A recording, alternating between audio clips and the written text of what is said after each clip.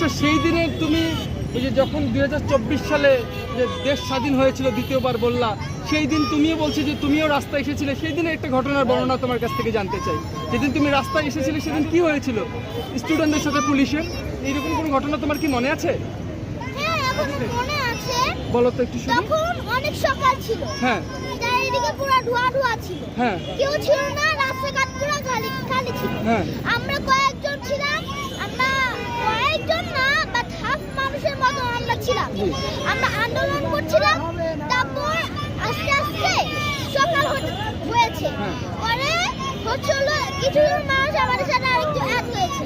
পুলিশরা রাস্তার মধ্যে উপস্থিত ছিল, পুলিশ আর্মি ওরা উপস্থিত ছিল। তারপর ওরা ছিল, তো মানে গুলি মারার সাউন্ড শোনা যাচ্ছে।